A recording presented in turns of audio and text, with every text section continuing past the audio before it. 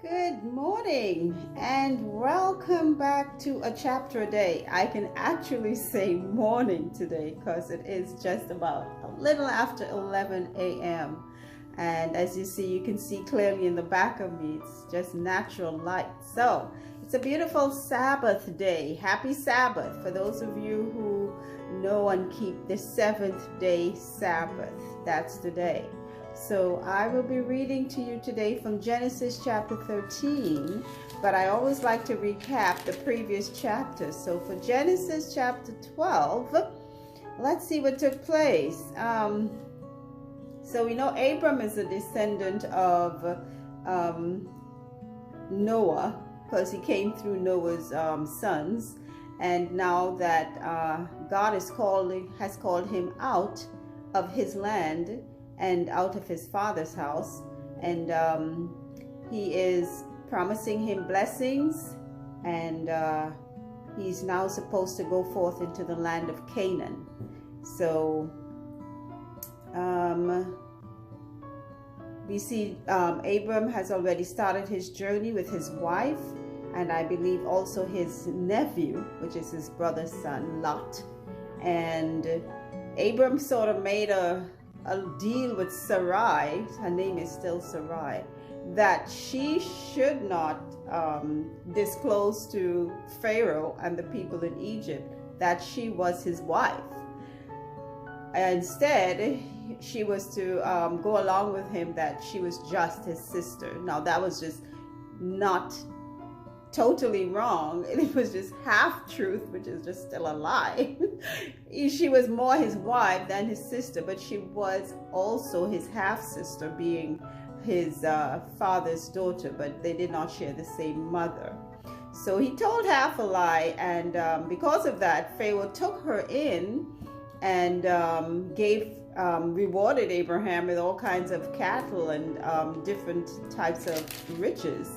But thank God he didn't have anything to do with Sarai physically, because God intervened literally and plagued Pharaoh's household, so that for some reason Pharaoh kind of traced it back to something with Abram and Sarai, and that's when Abram disclosed the truth, the other half of the truth, that she was his wife. So Pharaoh just told him to take everything that he had. He didn't take back anything from him because he was too scared anyway.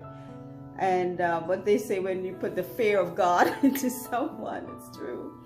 And he commanded him to leave, take his wife and everything, and go. So that's where we left off in chapter 12.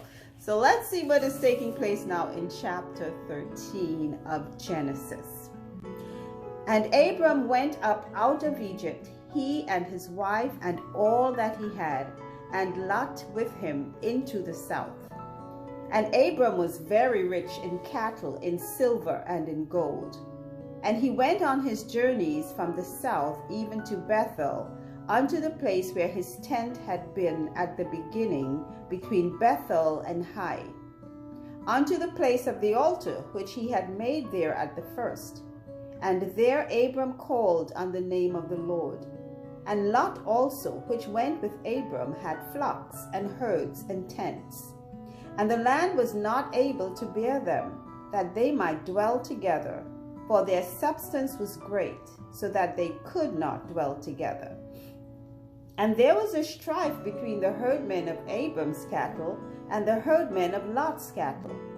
And the Canaanite and the Perizzite dwelt then in the land. And Abram said unto Lot, Let there be no strife, I pray thee, between me and thee, and between my herdmen and thy herdmen, for we be brethren. Is not the whole land before thee? Separate thyself, I pray thee, from me. If thou wilt take the left hand, then I will go to the right. Or if thou depart to the right hand, then I will go to the left. And Lot lifted up his eyes and beheld all the plain of Jordan, that it was well watered everywhere, before the Lord destroyed Sodom and Gomorrah, even as the garden of the Lord, like the land of Egypt, as thou comest into Zoar.